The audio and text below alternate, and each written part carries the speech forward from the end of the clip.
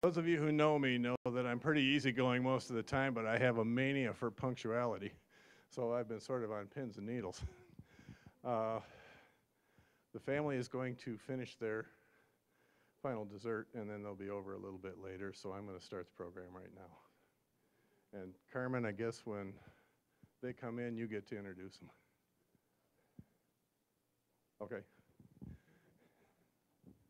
So I'm Dave Cope, and this is my swan song as a professor, because of course I'm retiring at the end of this year.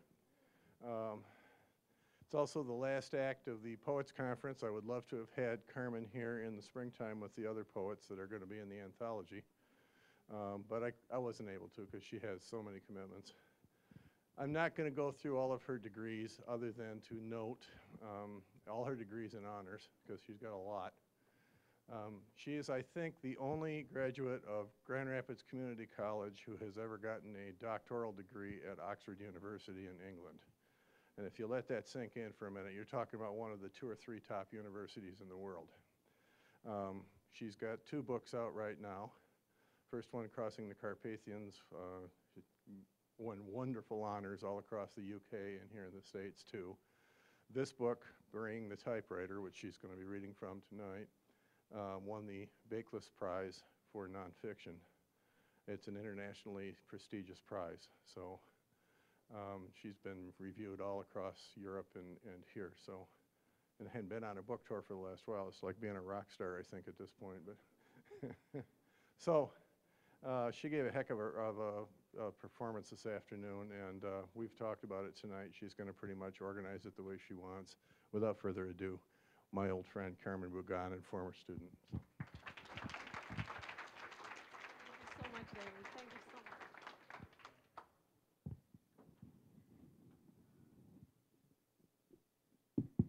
much. Oppa. Here we go. Can you hear me okay in the back there? You know, I must tell you that, so the American Women's Club of Geneva sent their director just a week before we came here to interview me for the club's magazine, to prepare the public for a reading that I'm going to give on October 11th. And so she came in, very sweet lady, with presents for my daughter and my son. Totally this, totally American, with a little bag and all this. And she said, honey, do you mind if I turn on the microphone, on a kitchen table? Because it's easier for me if I record everything. And I said, go on, I have a very special relationship with microphones. And there comes the article just before I left. She says, I knew I was in for a treat with a story about microphones. So I'd like to tell you this story as an introduction to tonight's talk, to say that I really do have a special relationship with microphones. And it has started in Romania when I was about 12 years old, and my father protested against the communist government after typing pamphlets against the communist government with my mother for about 3 years. And at an illegally owned typewriter, because it was illegal to own one there. He buried the typewriter in the day, and he unearthed it at night to type his flyers. Then he decided to do a one-man protest against Ceausescu, and that's when my relationship with microphones began. When the secret police came to the house the day of his protest, on 10 March 1983, they have placed microphones all over the house. And this has become part of my consciousness for the last 5 years that we lived in Romania before we were expelled out of the country with death threats. And it has, the relationship has transformed, has morphed into a very positive relationship with microphones in the United States, where as a student of David Cope, I have, under his tutelage, I've begun writing my first poems in English. And I also began, I started the poetry group here. Remember that? In my living room on Union Street. And I had my first poetry performances. And suddenly I was a person who was, who was all free and very happy. So the relationship with microphones, and then of course it has turned the relationship where, now I talk on a radio and stuff like this, so it's much more, now it's about art, it's about sounding good and, your voice sounding well and reading well and enunciating the words well. So it has turned from, again, as I was talking today at lunchtime, from the mess of life, it has turned into a profession, into an art, in a sense. Anyway, that was a long story about the microphones. Hello, I'm glad to see some old friends here, some Romanians. Oh, I'm very touched to see these faces. We are talking at lunch today that the story of my family is personal, but is also representative. And before I start reading to you from the book, a few excerpts from the book and a few poems, I want to acknowledge the Romanian community, especially the one in Grand Rapids, because after the Faith United Church of God has adopted us into their church, and they've been providing a home for us. Oh, complete with shampoo and bed sheets, and you guys, you gave us that wonderful bed that we put in the front room in Mr. Stawaki's apartment that he was renting to us. And we're going around smelling the new shampoos from the church, going like, wow, that smells good. What is that? These Americans have really good stuff. Then, following that, there was an article in Grand Rapids Press. And there was an article about the revolution in Romania and about our family's journey here. That article led to two things. It led to the Romanian community finding us and saying, oh yeah, we know the name Bugan. Oh yeah, we're immigrants like you. And they've adopted us into their community, and we've become, since then, we've built our own church, and we've become our own community there. That article also led to me coming to Grand Rapids Community College with the help of another immigrant from the Romanian community, a wonderful man named Crăciunescu. He brought me to the admissions office, and he said, hey, do you want to go to college, don't you think? I said, oh yeah, I definitely do. So I took that Grand Rapids Press article, and I went to the admissions office, and I said, excuse me, have you read the Sunday Grand Rapids Press lately? He said, yeah. I said, well, this is me and my family here.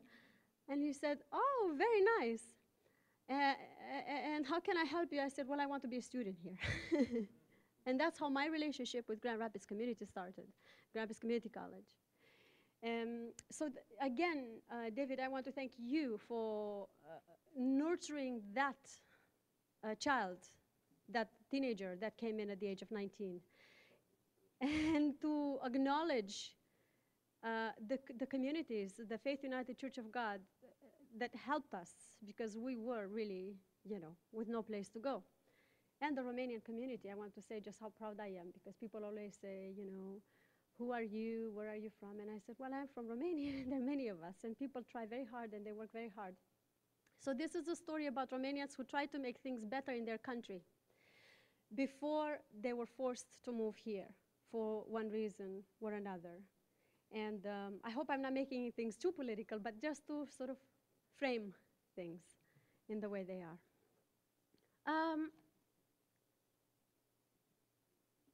I would like to tell you a little bit about what it was to grow up in Romania.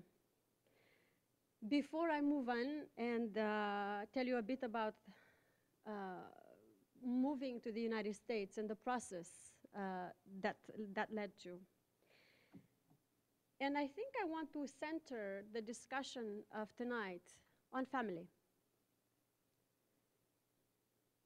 I was born in 1970.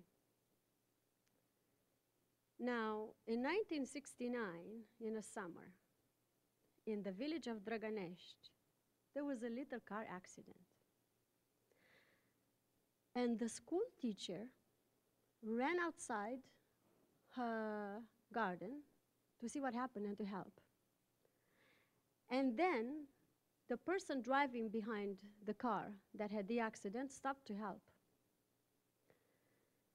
Everything went fine. The person went to the hospital and nothing really bad happened. But then the man quite liked the woman. Quite liked. Especially her behind, I think he said. He thought she was quite cute. Now, this little girl was about, quite young, 20 or something, 20-some. Didn't quite like him, but okay. Her mother came out of the yard, came from the well, and she said to the man helping with the accident, he said, "Wouldn't you like to come in to wash your hands and refresh yourself and maybe have a glass of water?" And he said, "Oh, yes," especially because he was interested in the girl. And then my grandmother told my mother, "That's the son-in-law I want." Clever, good-looking, and strong. Little did she know that that man had spent 7 years in jail for being a political dissident. Little did my mother know. Before they knew they were married, we're talking about months here. This was love at the first time, the first sight. They were married, and then soon after they were married, the secret police, the Securitate, called in my mom, and they said, "By the way, do you know your husband spent 7 years in prison because he's against the government?" And she said, "Boy, yeah, he kind of told me about it." Well, now you have to choose. Either you have your career as a teacher, as a school teacher, or you choose your family. At that point, you know, my mother decided she wanted my father. And they remained married. And this is how a relationship was born. And this is how I was born, in that kind of family. Now, my parents were quite ambitious people. They went in to build their own house. And what I want to read you now is about, well, first I want to read you about the happy family life that I enjoyed with them even before we built our house. Because this life changes very quickly, and it becomes something quite dramatic. This is about a typical vacation with my parents. And this is about going to the Black Sea. It is June of my 7th birthday, and school is finished for the summer. Mom and Dad are going to make up for all the weekend discipline and boredom by taking us on a long holiday to the Black Sea in only a few weeks. I don't remember the other times because my sister and I were too small. But this time, we're very excited. We each have brand new blue beach towels, toys, bathing costumes. The night before we leave, we hardly sleep. And when we get into the car, it's still very dark outside. Bunica asks me to bring her seashells. Then she whispers to me, "Tell me if the sea is really black. Will you remember this?" I remember. At Mamaya, the sand is crackly and golden. The waves are so big, they go up to Dad's chest. As far as you can see, it's blue. The sky, the sea, the horizon, waves chasing each other in the sand. The sea is never ending, ever-changing hues between blue and green, all except the foamy white crests of the waves. Dad takes us to see the sunrise on a beach. The sun comes out of the water, an incandescent ball. He chases us and Mom in the salty, chilly breeze, close to the noisy waves on the tide-wet sand. We buy lots of toy tools to make sand castles, eat fresh peaches every day after lunch. There are boats and safari-like settings in the parks with lions and elephants, and we find the 7 dwarfs too, all made of plastic. My sister and I wear sailors' outfits and blue-tinted sunglasses. We pose with all the creatures and climb in all the boats that go nowhere. But the true source of fun is Dad. He takes us up on his shoulders and throws us into the sea, making Mom scream with worry. He has strong shoulders and arms. We climb on his back, asking him to swim with us far out. Mom is best at jumping waves.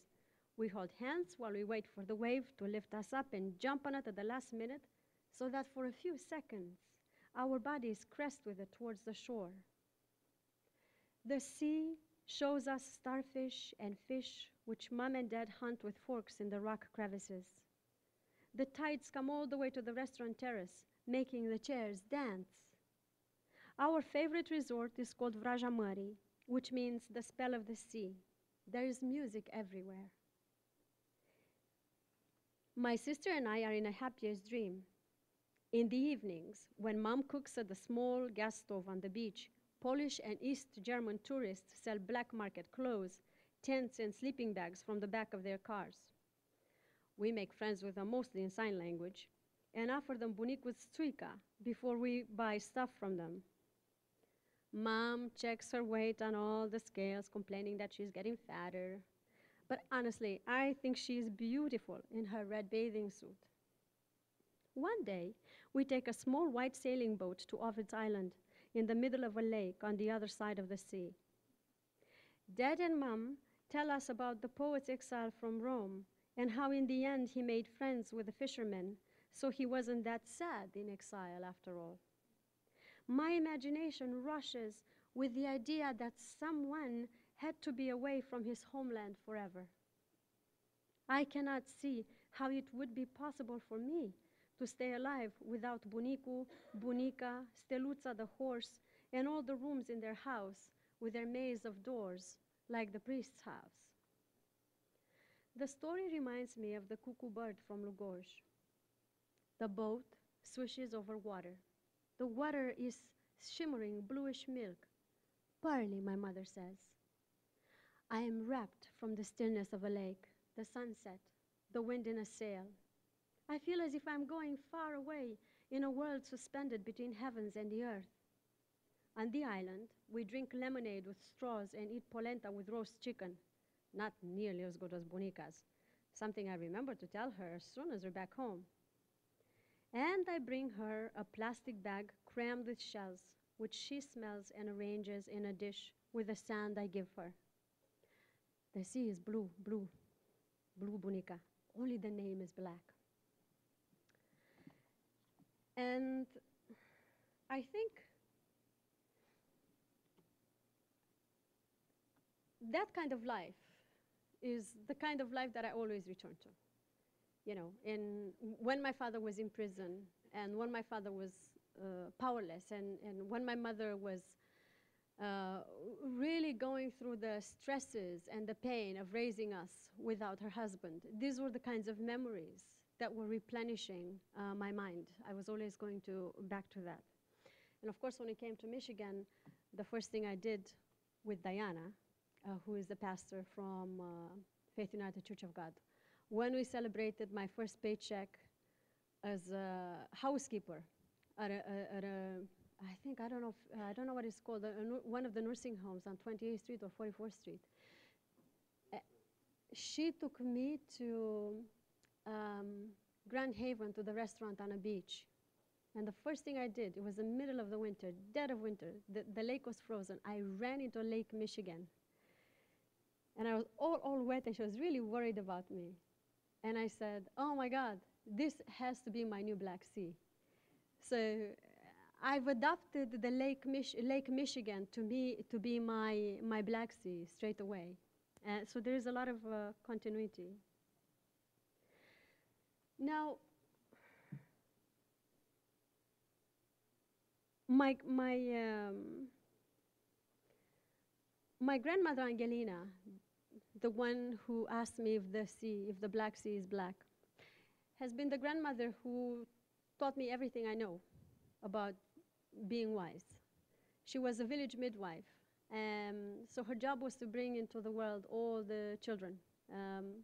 And she had millions of stories, you know. I used to sit behind her back whenever she would start knitting and talking to her friends. I used to sort of cuddle up, you know, in bed behind her back because her back was very warm, and just listen to her stories. And when she died, I was at the age of 10. It was a real loss. It was a real, loss of something really magical to me. But it was also a time when I learned, about the ritual of the funerals, about seeing people die, and about learning that there is an order to life and there is an order to passing away. And what I want to read to you, because in America probably you don't have exactly the same experience, is about the morning after she died. Just the little experience there. Just to give you a little more taste of Romania, as it were, as I knew it as a child.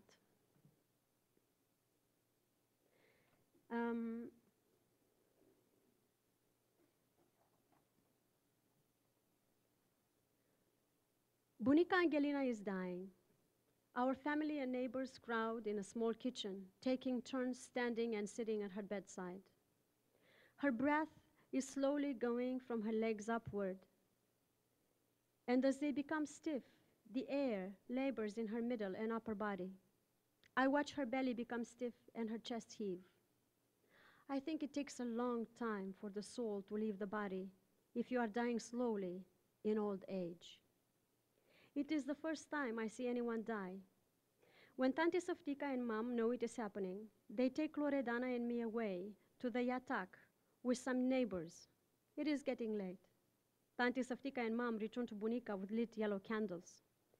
They say that the soul of the dying person struggles to go out if there is someone in the room who feels too much sympathy, so it lingers to comfort the one who is grieving. This is what happens with my mother in Bunica. I can understand this, even at the age of 10. My mother owes her happiness to Bunica, and it must be awful for her to let go.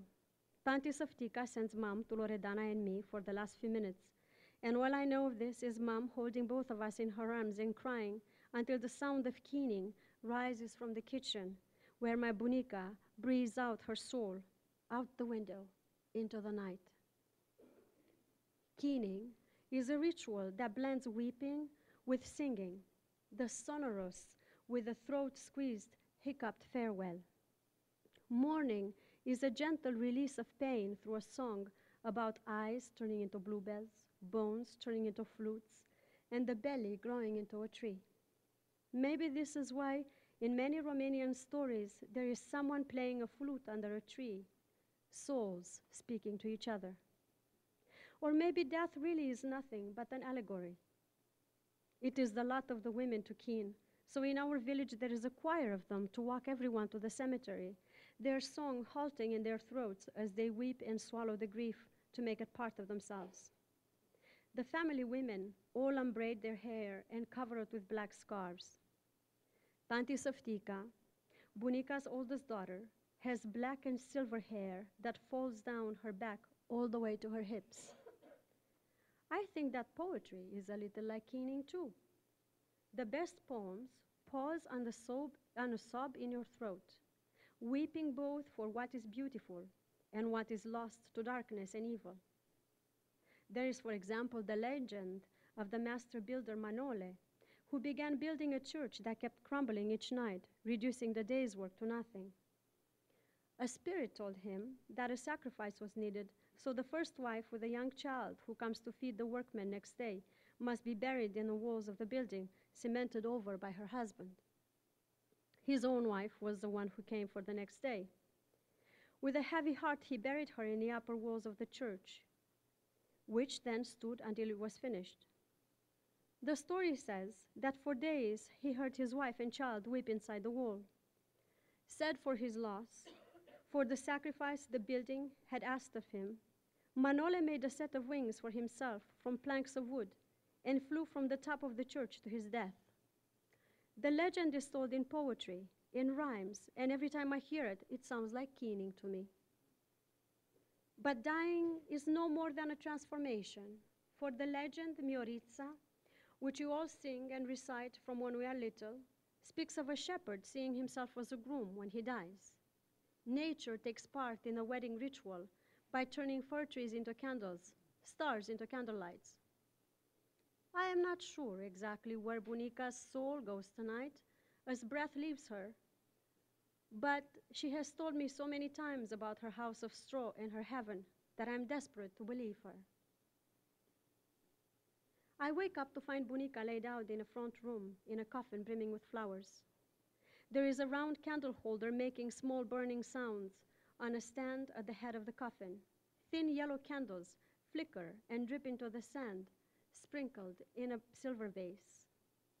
This looks like a constellation at the entrance to the front room, next to the yatak, where the spindle is laid to rest forever with the Singer sewing machine and Bunica's slippers forgotten since the autumn when she stopped walking around. Around the coffin, there are chairs arranged in a circle. She looks like the sun, and we are the planets halted in our turning.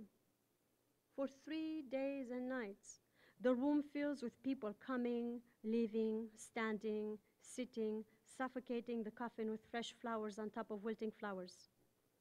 The priest has crossed Bunica's hands on her chest and lodged a silver cross between her palms. I invent my own keening song for her because I have my own things to say to her. I only keep the tune.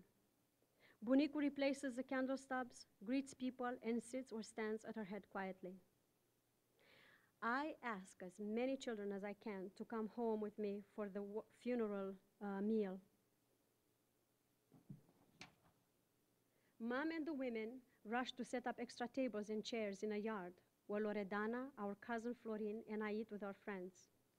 Each plate of food eaten here will arrive in heaven for Bunica, as full and as perfect as Mom and Tante Softica prepared it for us.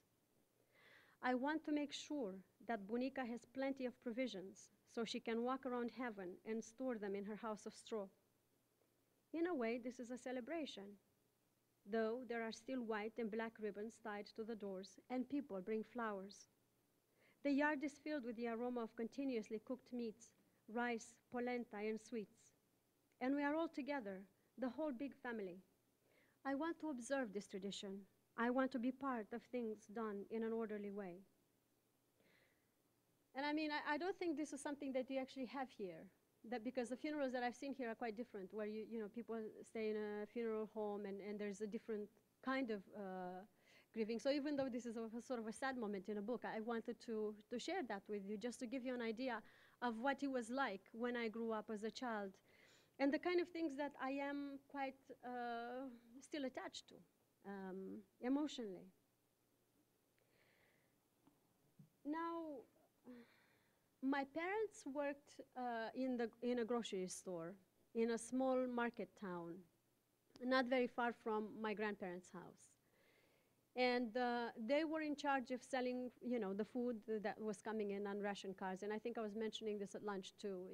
The reason for which they decided to, my father decided to return to his political dissidence, and my mother decided to support him, is that they really had a very difficult time keeping up with the rations. Simply, there was not enough food to sell to people. So my father said that, when there was enough food, people said, wow, these Bugan people, they're great. When they didn't, they said, oh, Bugan people are thieves. They steal all the food. They take it all to themselves. So I think after enough years of doing this, it was quite difficult to deal with. So my father has bought the typewriter, the illegal typewriter that I was telling you about before. And he and my mom started this campaign, I suppose, of just, spreading those flyers all over the country. The amazing thing is that when I have received the access to the secret files in 2010, I was able to find maps and pictures of the mailboxes in different towns where they spread the flyers, and also letters from the people who found the flyers in their mailboxes, and they turned them into the secret police, saying, oh, we're scared, we don't agree with this politics, we don't want these things. They turned them in. Hundreds of letters of people being absolutely intimidated by them, being absolutely scared by them. And I put a couple of pictures at the back of the book so you can see them. They're in there, they give the address where they found them and who found them. their documentary evidence. All of this has been, quite difficult to deal with, in a sense of us being on a side, on a wrong side of the government, and then people in the village having to suffer because they knew us. There were many people who were either forced to inform on us, or there were people who, when they decided to help us, who had suffered interrogations because of us. And one of the most important moments in my life, I suppose, was the very confusing reaction that was given at my parents' divorce. So I was saying, my parents were forced to divorce. It was a blessing because at home I was hearing from the secret police that my father committed suicide in prison. He stabbed himself with the handle of the spoon. And then so we thought, okay, well, if we have to divorce, at least we will see him. At least we know that he is alive. But what was extraordinary, and especially for a child in that time, was that a lot of people, the word got around that my father was being brought for the divorce. And a lot of people showed up. We're talking about a society when people are scared. I mean, you definitely don't want to go to a public trial of a political dissident. This is not. And they were chanting his name under the windows when they saw him. And I want to read to you that episode of the divorce. And what I was writing in there, I was trying to articulate in a book, and I think I did it. My own feelings as a child, first being scared for my father, and then being proud of him. The switch happened really, really fast. And what helped me was that changed reaction of the people around him. So I think in a sense all these political movements, I think they can't happen with one man alone. They happen with many people together. At least in my experience, whenever that gesture of courage of chanting his name, it happened with them. And it's still very hard to explain why they did that and how they did that. Now, at this time, so when my father received the news of the divorce, that my mother has filed for divorce, he was in prison at Ayud, and I'll start reading from there, from his point of view. At the Ayud prison, the guard opens the small square window in a wall of my father's cell. Bugan, to the interrogation room. Dad is given a glass of buttermilk and is told that Mom has filed for divorce. We want you to write down the reason for which you think your wife wants to divorce you. Clearly, she must be tired of being alone. See, even she abandons you. The guard leaves the room.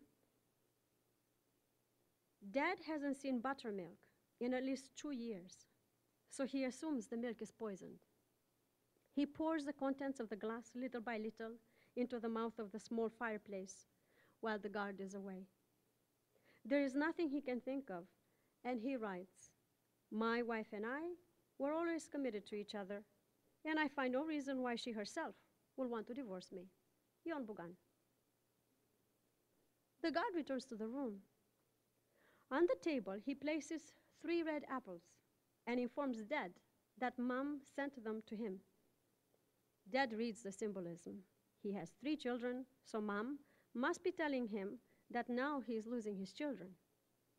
It is true, she always fought with him about his manifestos, about the risks he was putting his family under, about his selfishness to think that it's all right to sacrifice his family for a pointless political ideal. He remembers the fights, the sleepless nights at the typewriter, her hatred at leaving the children, his heart pounding when the police came time and again to check the typewriter. He almost believes that perhaps she sent the apples, and he drags his chains around his ankles back to the cell, carrying them in his hands. He places the apples on a bed and doesn't eat them. It's 7 in the morning, sometime in November 1985. Dad is being brought from Ayut to Tecuci, a 2-day drive, meaning he has been in prison in Galați last night. At the bus station, Loredana, Mom, Cătălin, bunica Floarea, and I meet bunicul Neculai. We get off at the city center roundabout and head towards the courthouse. I hold Cătălin, who is 2.5 years old. Loredana, bunicul, and I pass Cătălin around. I think all of us need the warmth of the child in our arms. We need stability against this day. When we arrive at the courthouse, there are people strewn about the yard, waiting for the windowless prison van to arrive. No one knows how the news got around, but the whole town and the whole village know my father will be here this morning. And when the van slows down at the courthouse gates, people begin chanting, Bugan, Bugan, Bugan, Bugan. I am pretty sure they don't really know the Securitate, since they make these stupid, risky gestures. They chant slowly, whisperingly, clearly. I'm scared, and I'm hypnotized. We all hold each other, Mom, Loredana, Cătălin, bunicul Neculai, bunica Floarea. Dad is brought out, tied up to another man by his handcuffs. His uniform is striped gray, he has a cap on his head, and he blinks in the light. Taticu, Taticu, I say with Loredana calling for him. He sees us, and all of us freeze for the second before he is pushed inside, bare feet in brown shoes, with heavy chains around his ankles. He disappears inside with my breath. For the next while we wait. And then there is one finger, through the grates of the top floor window, and people start chanting again, louder, encouraged by seeing him, Bugan, Bugan, Bugan. This time, I am proud of my father, and I want to say, I am his daughter.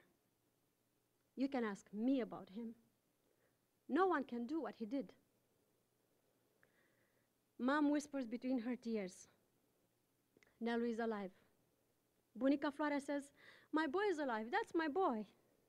Bunicul Neculai says, dear God, the boy is with us, thank God. Loredana, Cătălin, and I are not allowed to go inside the courtroom, but a nice woman leaves the door slightly cracked, just a centimeter, so that we can get a glimpse of Dad. I only see his feet in the brown shoes, and I can hear the small sound of chains on the floor as he shuffles his feet. Everyone else is inside.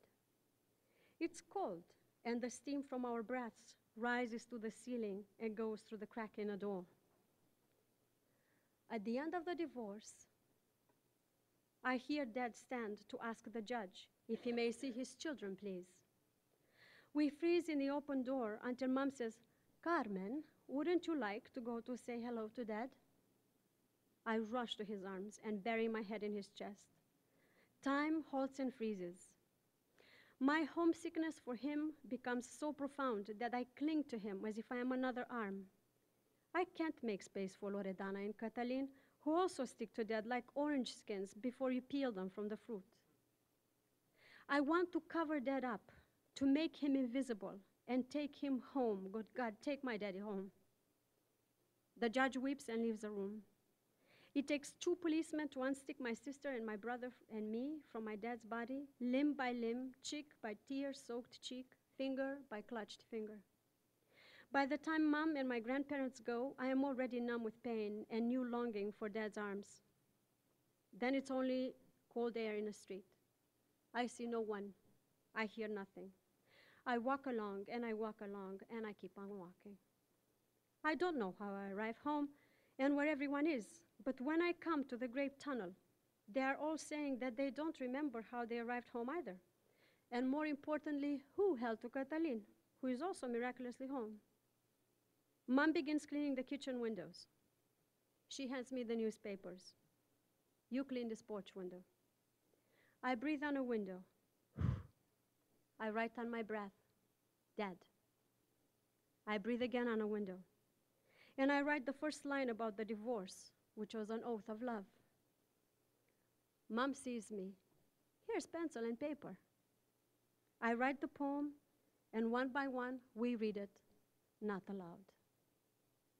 It rhymes, and it spells in quatrains, that divorce in our case is really all about love. The first and last stanzas read like this. Unde ești, tăticule? Lacrimile îmi curg și roaie. This is bad to read in Romanian because it's very emotional. De ce ai plecat, tată? Ai lăsat în urmă furtuni și ploaie. Sărută-ne, tată, sărută-ne pe noi, că nu se știe niciodată când vom ieși din noroi. Daddy, where are you? My tears flow and flow. Father, why did you leave us inside thunderstorms? Now kiss us, Father. Bless us with your kisses, for we don't know when we'll come out of this mud. Dad is alive after all. The following week, we find out we can go back to school, this time officially fatherless. I mean, and this has become a poem in many versions, in David's class and then at the University of Michigan and finally at Oxford, where it has become a poem in Crossing the Carpathians. But you can read it yourselves because I don't want to repeat the emotional turmoil here. What I want to read to you now is a little piece about the joy that we experienced when my father was released from prison. We had no idea why he was released. There was an amnesty. It was a general amnesty that Ceausescu put in.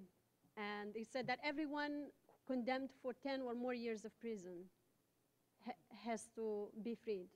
We had no idea at the time that Amnesty International made my father the prisoner of the month in 1986, that Index on Censorship in London was putting him on, next to Lech Wałęsa, saying there is a political dissident in Romania, make him free. We had no idea that the American embassy knew who my father was and they wanted us out.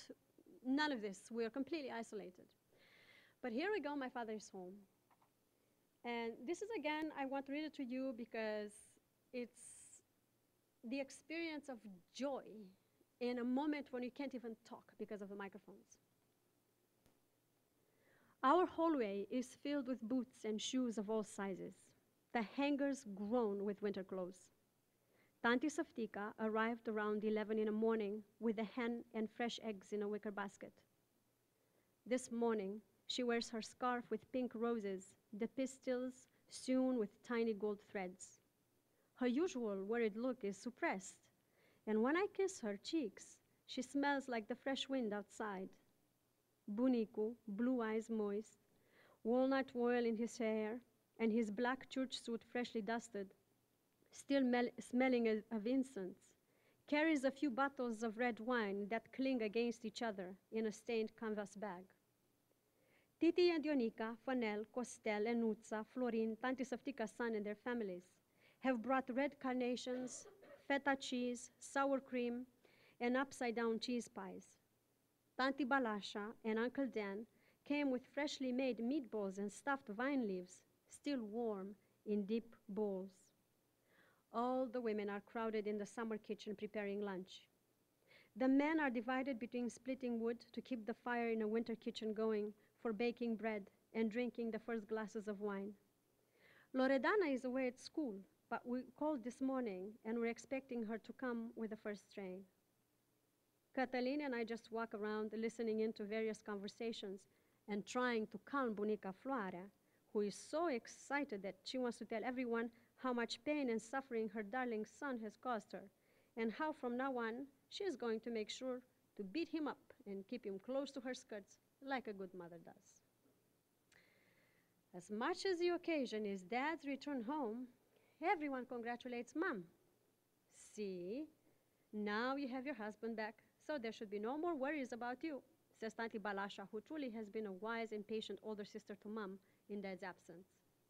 A woman without a husband is much weaker, so now that you are all a full family again, make sure to keep him out of trouble, this husband of yours, smiles Tanti Softica, who is the one who pretty much saw that we survived day to day. And Mom glows between her two sisters, her thin cheeks, now the color of cameo apples, hands deep in dough, forearms white as the dough. I almost don't believe that she dug out her knitted purple mohair dress and curled her hair. I must have been still asleep. Uncle Dan pats her on the shoulder. There you are, so proud with your husband home now, you little hearty thing. See? You and your children survived, and now we don't have to worry about you anymore. And look at how your little Catalina is growing. Actually, I think this should be a meal in which we celebrate our relatives. Only they know the interrogations, intimidations, and threats they received from the Securitate over the past 5 years just because they came to visit us and support us. The conversation we are not having is precisely this. How did each of them find out about Dad's demonstration and the rest? What questions were they asked at the interrogations? How did they cope with being followed and summoned to give reports of their activities at random times during most weeks and months for all these years? Questions such as this never arise. And in the placid faces of Bunicu, Uncle Dan, and Cousin Titi, each smiling, content to sit down at the table with Dad and look into his eyes, still red with the train journey, in the perfection of their starched shirts and ties, no one would guess they have been suffering just because they are related to him. As for Dad, I am dying to hear the exact sensation he felt when he was told that he was free. I can only imagine the first full breath of cold winter air outside the Ayud walls, the trepidation of the shocked chest. Only much later in life, away from the microphone's reach, I will find out that he was put in the same cell, number 20, in Ayud, in which he was given solitary confinement some 20 years before. And then the guard, the same man who watched him in his youth, recognized him. He will tell me when I mentioned to him that I happened to walk around Sligo, Ireland one day, and maybe through a fault in memory, the city walls struck me a lot like the city walls of Ayud. That the night he was freed from prison, he thought they were tricking him, sending him outside the gates only to murder him. And when he boarded the train with his bundle of clothes, he thought he was dreaming. All the way home, 2 days on trains, he thought he was dreaming. And he loved the smell of free people and cold, fresh air coming through the doors of the stations. When I turned 26 years old on my birthday, he will tell me, lips red from dark Merlot and hands busy with a piece of cheese, that when he was 26, he was already a political dissident, suffering his first beatings.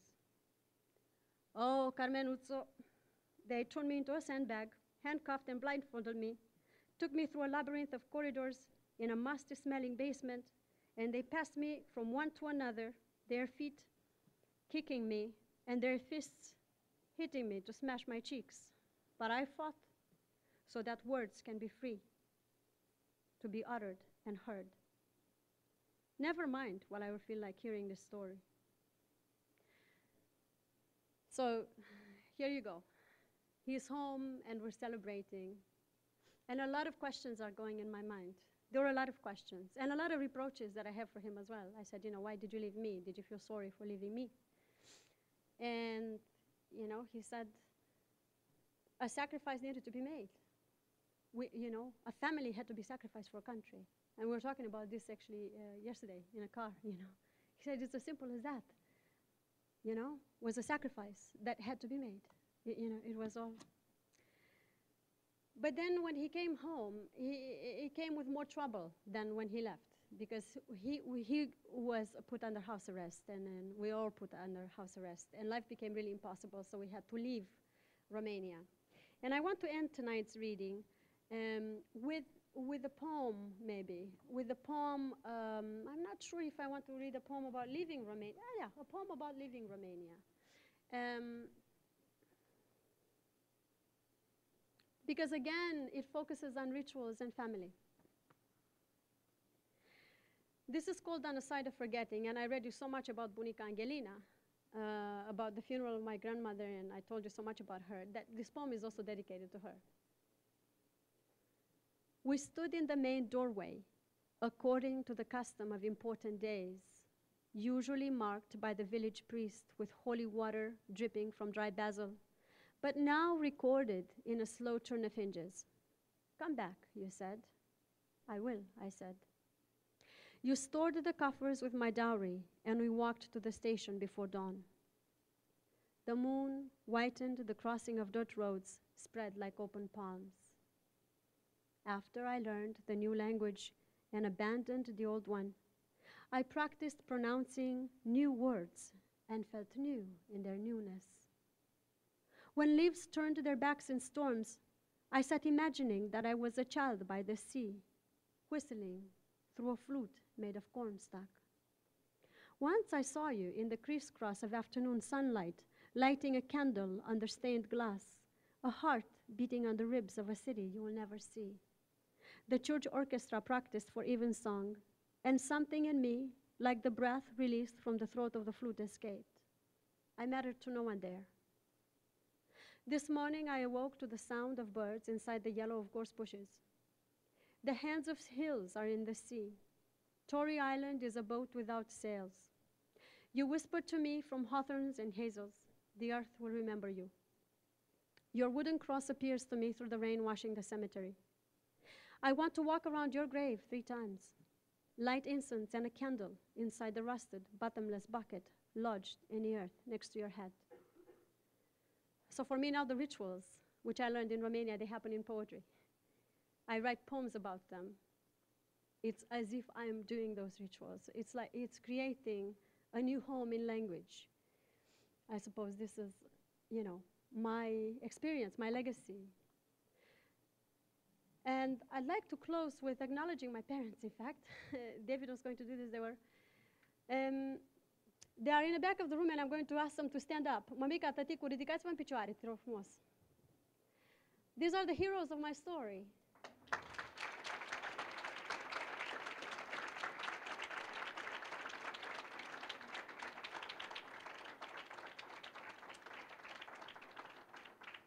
I must tell you, I waited for many, many years for a moment like this. It has taken me 23 years to write the story of our family, even though we told it to you guys when you came, and to David, but it took 23 years to write it properly, and I've always waited for this moment to acknowledge them. And I'll open it to questions now.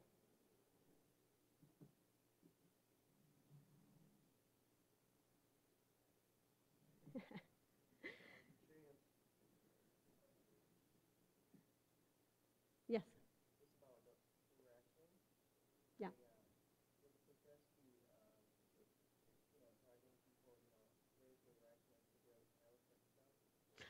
Probably yes, yes. Yes. I mean, the food was short and everyone was rationing, but everyone knew that he was building the big palace for himself and, you know. He lived like a millionaire, basically. So, yeah.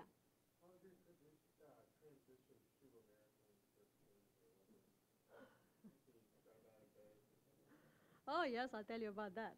That's for sure. Oh, yes. I have witnesses here to prove it as well.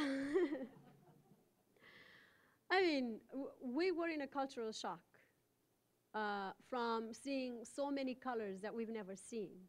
I mean, all these glowing lights, all these lights in stores, all this advertising, you know. It was an invasion of senses. It was, yes, a complete shock. And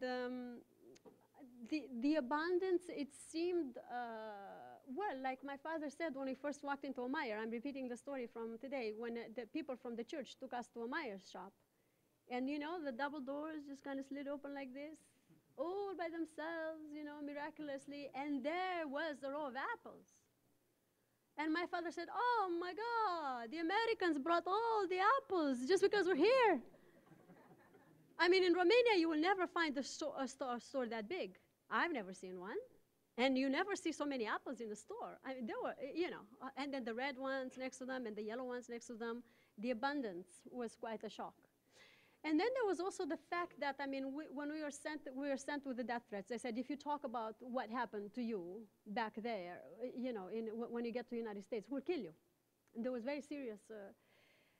But here we have learned for the first time to express ourselves and to tell the story, to,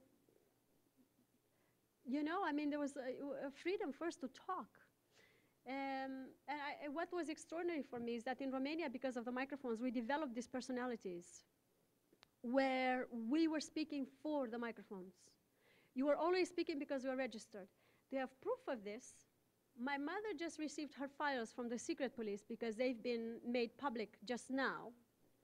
3,000 pages, including all of the telephone conversations that we had transcribed.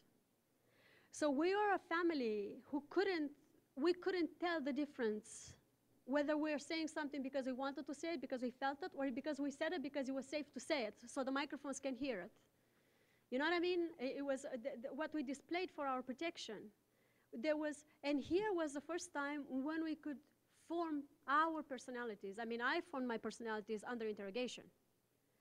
You know, now I had to learn how to be who I want to be without fear. The other thing that I learned here, and I wrote about in my book, is, I learned to take revenge on everything, on all my suffering. When I figured out that when I looked behind my back, there was not a secret police man trying to hurt me in some way or following me, and that the shadow that I was seeing was actually a tree, and I was a student at University of Michigan, you know what I did? I went dancing till 2 in the morning to 70s music with all of my friends, and I was whistling, and I was typing my poems, and I was nailing them to the trees on a diag in a city center of Ann Arbor. And I was dancing around the trees with my friends, you know, holding hands, barefoot. And I was going all the way in the middle of the night with no fear, with no reservation. And so that was, I mean, if you talk about the transition, I went all the way on the other side. And I probably drank too many pitchers of beer to admit, you know. I mean, I can't, you know, no, I'm not in a teaching situation, so I can't admit it because, you know, my students are not here. But I definitely wouldn't want to put that on Facebook, you know. I was going and having, you know, poetry competition, and I remember, you know, being on a radio for the first time, or there was a club called the Heidelberg Club in Ann Arbor, and it's still there. They're doing the poetry slams. And I did so well with the poetry slam, I went to the national slams, I mean, to San Francisco with the Ann Arbor team. And you have no idea how many double scotches I had. And some of these events are recorded, and they were on Ann Arbor Public Television. I mean, a year later when I saw them, I was like, oh my God, no. This has to be censored, you know. And that was a transition that I had, this kind of, I want to be happy, I want to live, and there's nobody out there to hurt me. That was the hugest thing for me. It was wonderful. You know, aside from the fact that, you know, guys, you live very differently.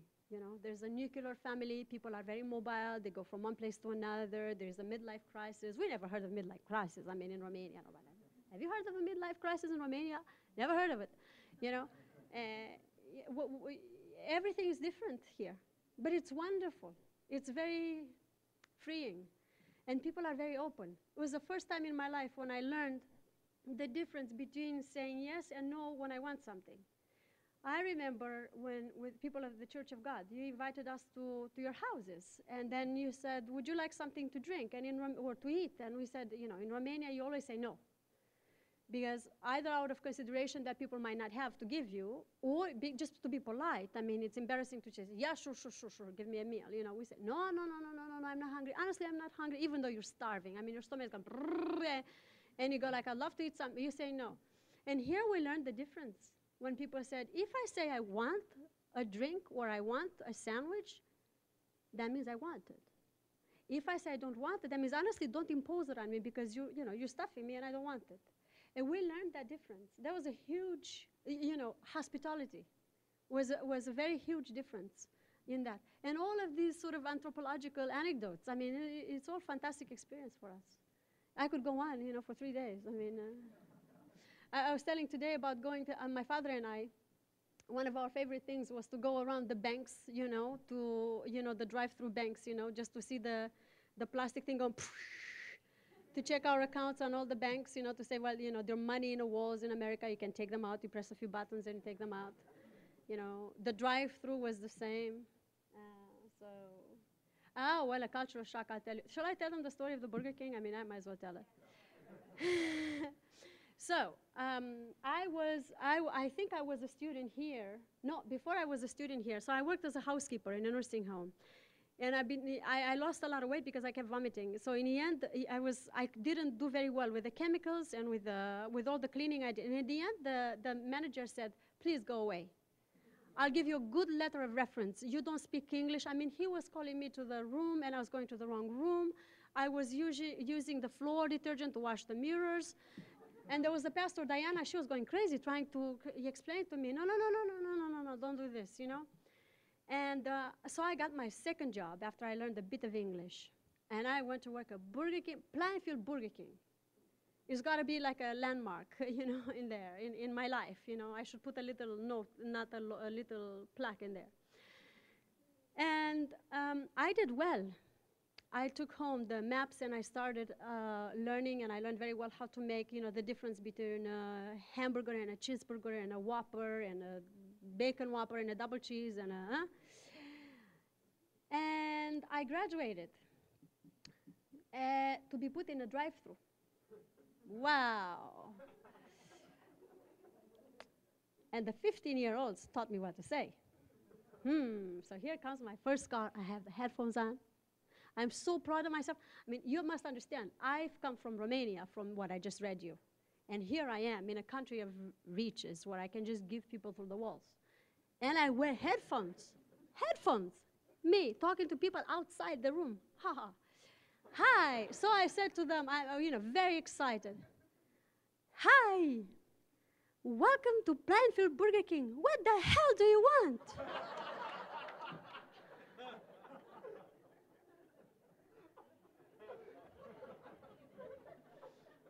Right.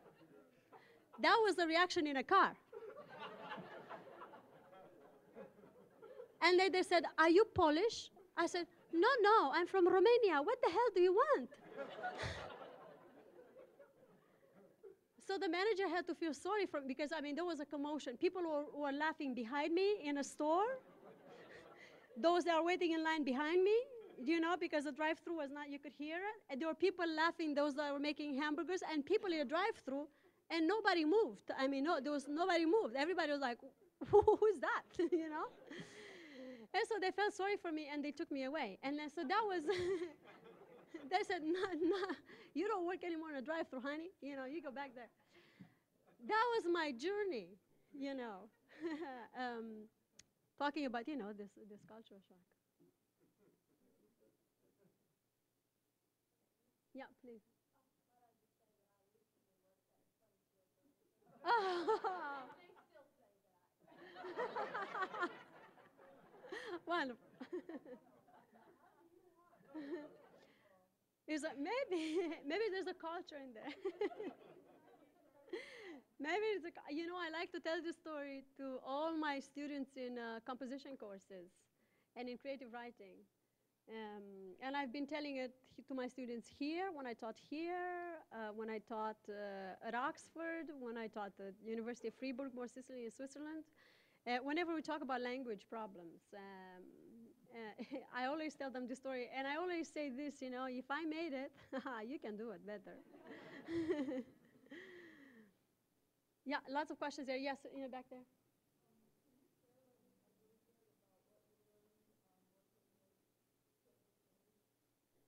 Yes, I mean, my book on Seamus Heaney and East European poetry is coming out. It should come out now, but we're not printing it until October. I studied Seamus Heaney and East European poetry in translation, and particularly I've been working on the influence of Czesław Miłosz, Osip Mandelstam, Zbigniew Herbert, and Joseph Brodsky on Seamus Heaney. Seamus Heaney has dealt with the conflict in Northern Ireland. So the argument that I made in the book is that when poets deal with history, and this is very much related to my story, as you can imagine, when people deal with history, the question of poetics has as much to do with witnessing the actual historical event as with the position in which the poet or the writer is thrust. So what Seamus Heaney does is a poetics that and this is how you write the poetry of historical upheaval, and this is something that he learned from the East European poets. As much as he creates the portrait of an artist under historical duress, because he has a lot of poems in which he laments, why should I be the one who talks about the Northern Irish conflict, where what I want to do is to celebrate life.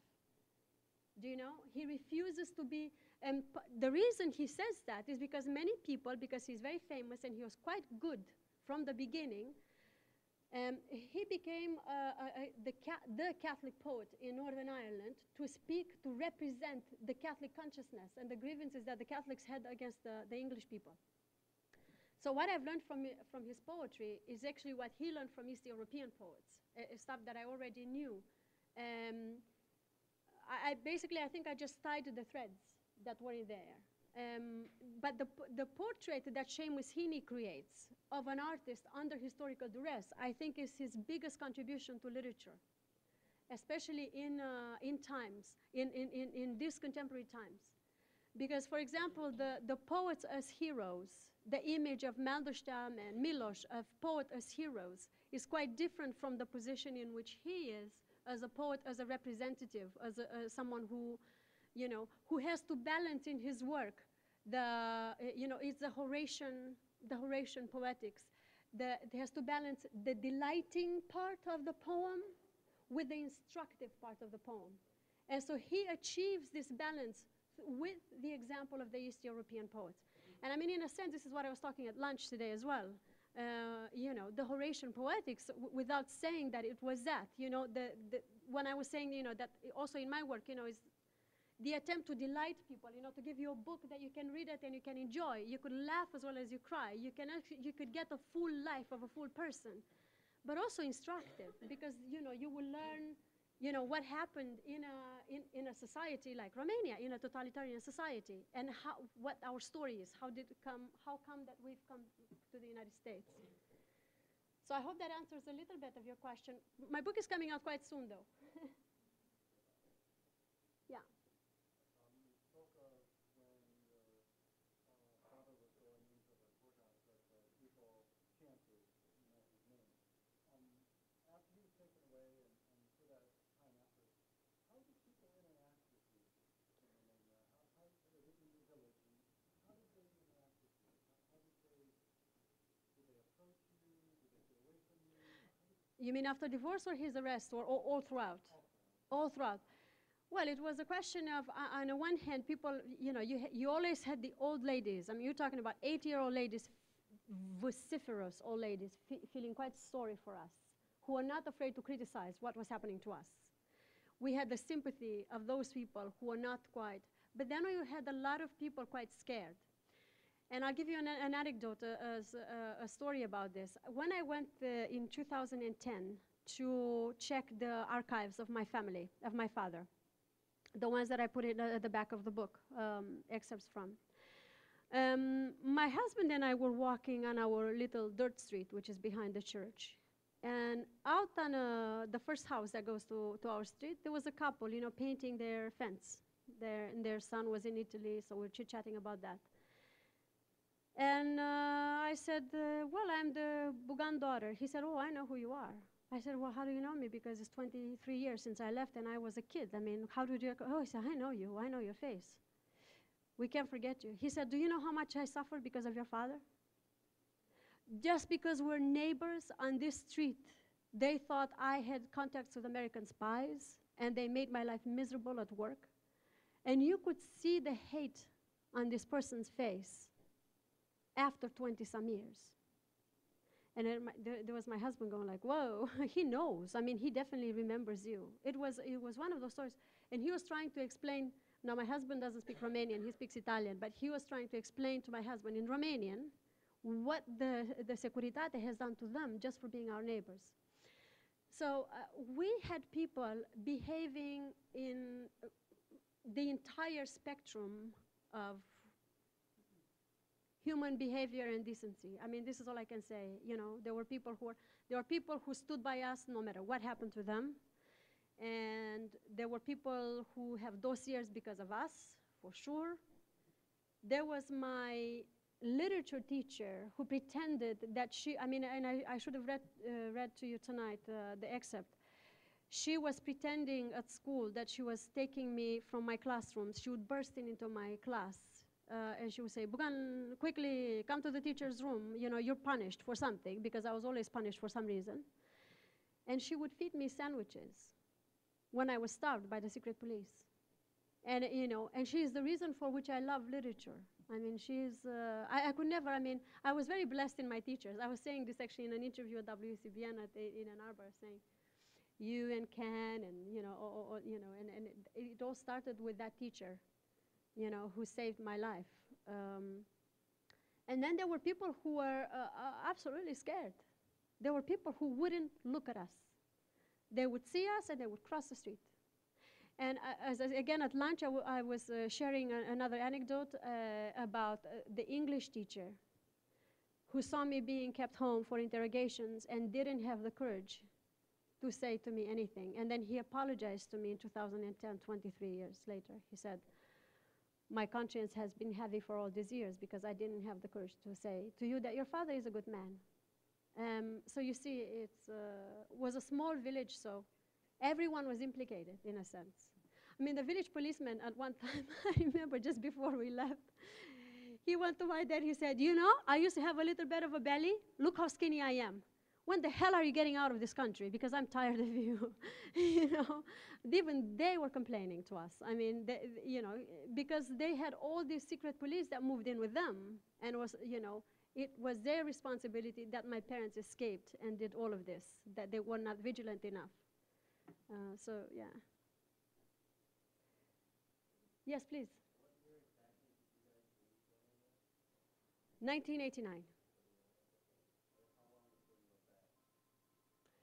I was there very quickly. I think it must have been 97 to see my grandmother, my father's mother, who died of cancer, very quickly for a few days.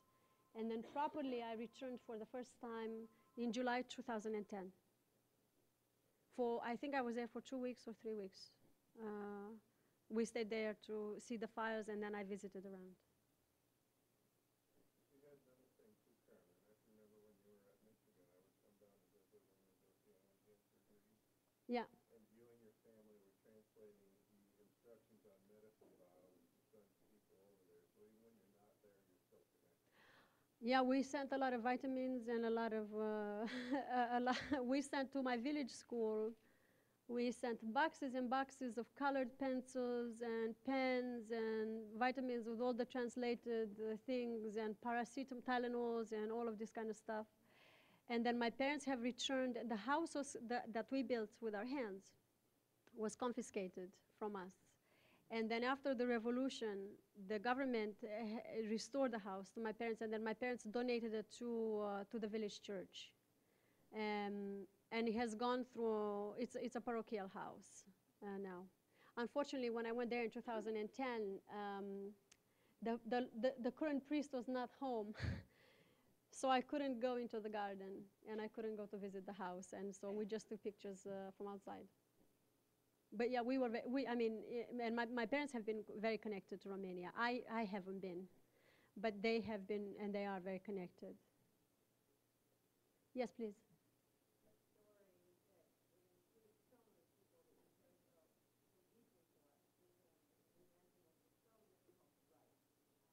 Mm-hmm.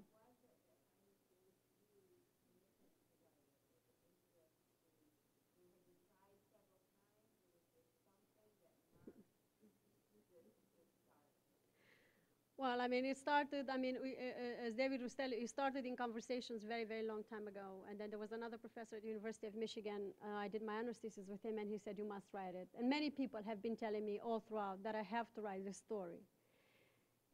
You need time. You need distance. I needed to learn English. I needed to have time. But the moment that precipitated writing this book was really when I fell pregnant with my first child. It was then that I needed to, and I was, again, I hope I'm not repeating myself too much. What happened then that made everything, I was trying to explain to my husband why it is that I will never teach my children Romanian, because I don't even write poetry in Romanian or academic work. I decided I don't want that language anymore in that country. So here I was saying, Romanian language, it doesn't bring anything to me, it doesn't make anything to me. I was never free in that language. It brings all bad memories, I don't want to. But then on the other hand, I was walking around these Oxford Gardens in my fellowship there, where I was supposed to write books, whatever I wanted. This was my postdoctoral fellowship. And I was singing to my belly all the Romanian ballads. And I was singing to my belly, I was reciting the prayers from my grandmother. And today at lunch I was, I was singing you a couple of, one and, what I was saying to my son, I was saying, Cucule pasăre sură cuc, cucu. My daughter would probably hear and start. Cucule pasăre sură cuc, de ce cânți la noi pe șură, cuculeană, lugojană, cuc, cucu. De ce cânți la noi pe șură, cuculeană, lugojană, cuc. And then I was reciting to him a prayer that my grandmother taught me when I was very little. And my son knows. Doamne, Doamne, cere state, noi pe Tine te rugăm. Luminează noastră minte, lucruri bune să învățăm. Că Tu ești stăpânul lumii și al nostru Tatăl ești și pe toate cele bune numai Tu le împlinești. Amin.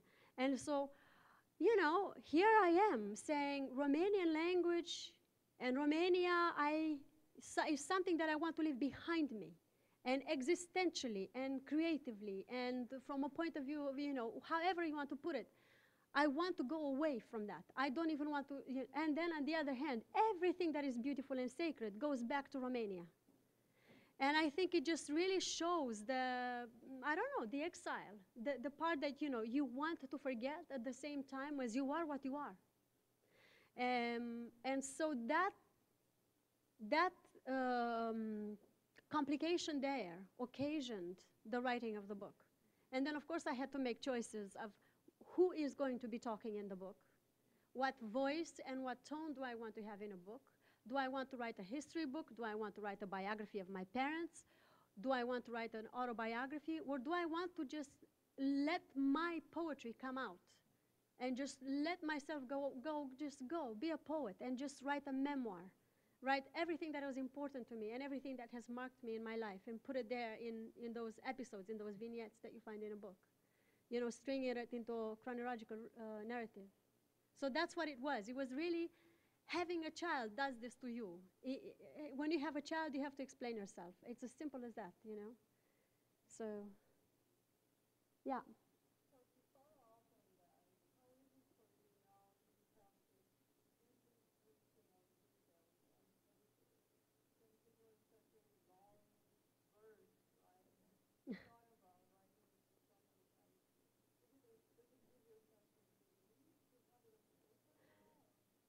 Yeah, this is something that we talked about today, is how life orders art and art orders life. I mean, I needed the good life that I experienced in the United States. And by that I mean I needed to be free, I needed to dance, I needed to write, I needed to travel, I needed to bounce free of everything. And I needed to learn English. And all of those have put a perspective into my memories. Instead of anger, instead of fear, instead of wondering how people are going to read, how people are going to interpret, my story, that gave me that distance. You need artistic distance from your material. That's all I can say. And then having the book now out as an artifact is something that I could say, I'm very proud of this. This is my English edition of the book as well, the hardcover. I can give it to people. And I could say, here's my life. This is what I remember from my life, and this is what I want to tell you. Do you know what I mean? For the first time in my life, I can tell my story the way I wanted it. And it's a huge sense of relief and a huge sense of pride that I could finally do it, and it's on my terms. I mean, I had an interview in New Statesman in London very soon after publishing the English edition, and the question that the journalist asked me, he said, why in English? Why on earth did you write it in English? I mean, it's such a Romanian book. And it's such a story of your family. Why? And it's on my terms, that's why. It's me. I chose it. It's on my terms. Because here I felt free to say it the way I could say it and the way I wanted it.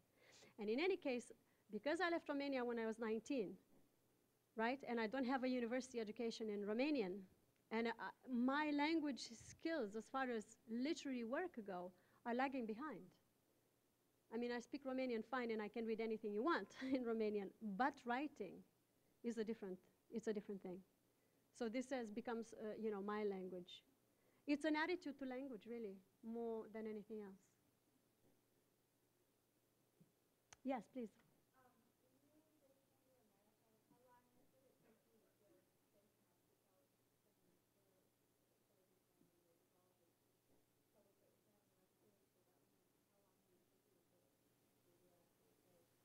We told people at church straight away, right? We tried to explain straight away what was going on. What was extraordinary was that the first night at the airport was an immediate act of trust. So there were people from the church who came to our sponsors who came to meet us at the airport, and for the first time, ever, we were allowed to be split. Half of the family went in one car, half of the family went in the other car. And that was a tremendous act of trust that sort of broke everything. I mean, we were free at that point. But, I mean, in a sense, we wouldn't really go and, publicize our story. It was all happening very slowly in very small communities. We were very nurtured. This is the first time that I'm telling my story in public, like this, with this book. I mean, some of it happened with Crossing the Carpathians in 2004, but this is poetry, and it reaches a much, much smaller audience, and is based really on your skill as a poet, is not so much. But it didn't take us much time to trust people here. It took us a lot of time to trust what was happening to us. I mean, on one hand, we were telling people at church, we told you straight away how we came and what happened, that my father was in prison, and we tried our best. We didn't speak English at all, though. But just to give you an idea of how paranoid we are, when we lived on the first rented house, one day I was home alone, and there was a knock on the door. And I opened the door. There was a chain on the door that you could keep it locked. I opened the door, and I looked outside, and there were two people with the Bible. Jehovah's Witnesses.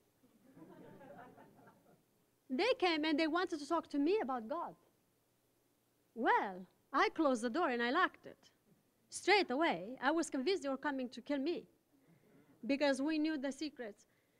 And then I told my father straight away, and we were trying to call the FBI. Because we were convinced that these people were coming to steal me. They were coming to steal me and to kill me, these Jehovah's Witnesses. And then another act of paranoia. The windows were open, one evening. My sister and I were in our bedroom talking, just wandering around the room and talking. And outside the window, we see a couple of boys. Couldn't tell really if they were boys or men or what they were. We called the police. We demanded the FBI, and you know what they were? Peeping Toms. There was no end to our paranoia. We thought, and then the other thing that happened, every Romanian we met, we thought, ooh, how did you come to the United States? What did you do? I think all of us do that, don't we? All of us do that. Everybody asks, how did you come? On what side were you? And why are you here? Are you a spy, or are you a good person? And we check each other out, you see? We really check each other. There's a suspicion that is ingrained in you. So it's a complicated answer. I'm sorry to your question. But yes, I mean, it's a mixture of paranoia and wanting to tell a story. You want to tell your story, and you do say it sometimes. But then at the same time, you're quite reserved, It took me a very long time to make, for example, to make Romanian friends on my own. It took me a very long time. And now I have some of my very best friends in Oxford. They're Romanian. It's funny, but and I trust them as much as I trust my family. But they were checking me out. They wanted to know how I got to Oxford and who I am, and they were all Googling me and checking me in a library to see if this Bugan story is right, checks out. And I was checking them out. I was like, okay, well, hold on a second. Let's see who this Popescu is, and what he did. And, we're all fine people. I mean, we're okay. But, it's that kind of thing that, we do. So now, I mean, my parents live in a very strong Romanian community. It's all very tight, actually. Yeah. Yes, please.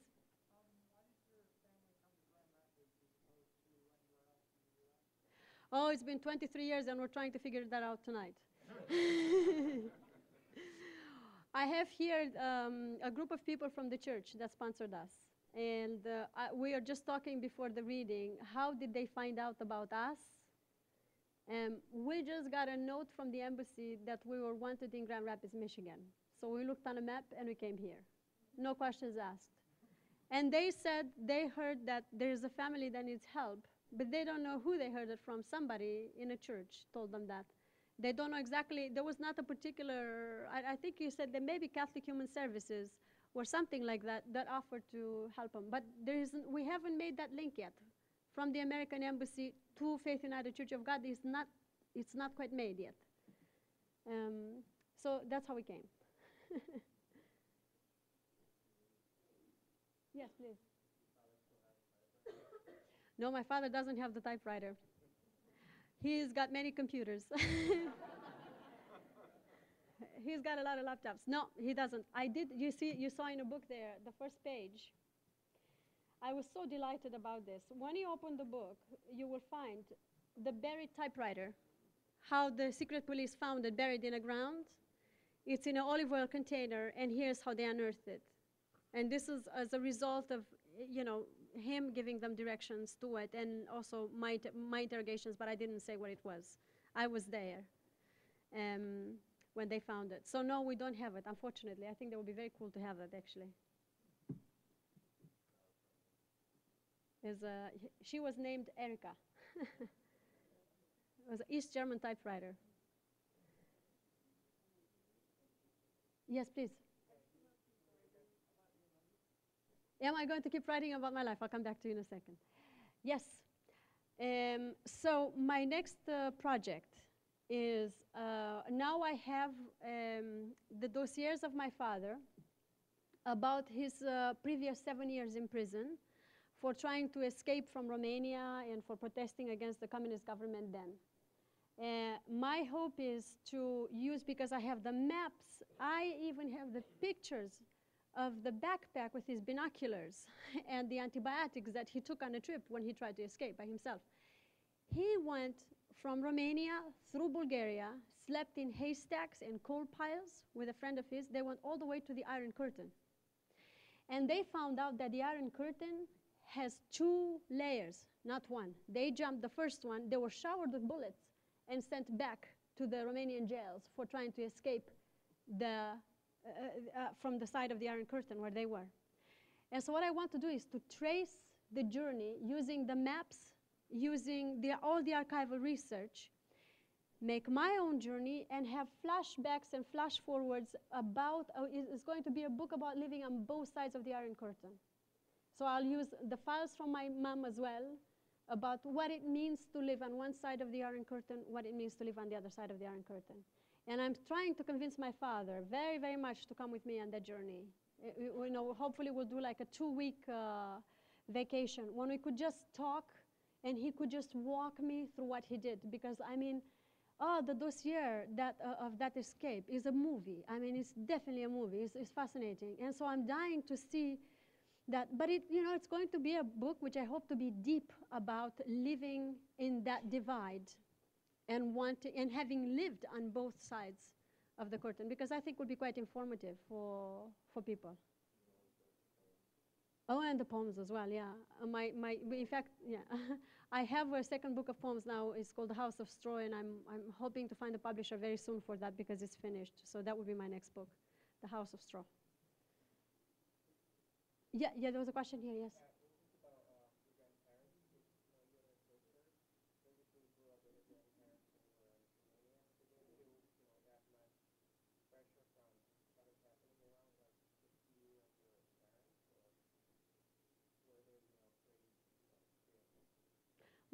My grandparents were amazing. They were much more relaxed than my parents, and they didn't tell us a lot of the things that were happening. For example, what I found now in the files is that my parents had what is called the DUI type surveillance. And they didn't tell us anything about this. So we felt quite free and happy with them.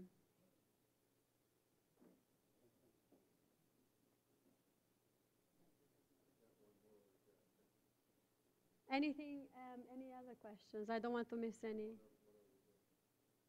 Yes, please.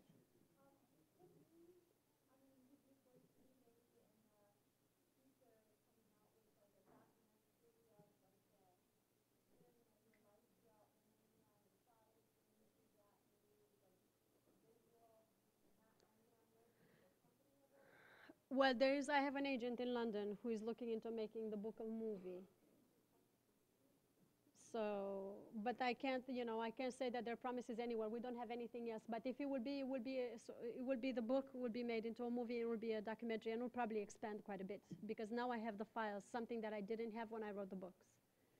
So, and I was just having dinner. I was invited for dinner after a talk in Chicago just a few days ago by some people who were suggesting, in fact, just that they might make some connections so that but in order to write the proper documentary, as you're saying, as opposed to just a movie, but a documentary, a proper documentary, using the files and interviewing my father, interviewing my mother, something that would remain as a historical document. So that's being thought about it by other people at the moment, and hopefully, if anything comes out of it, I will definitely be very involved in that. Yeah.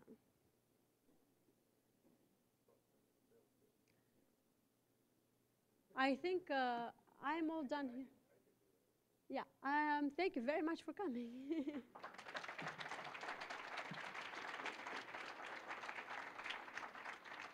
think I lost something.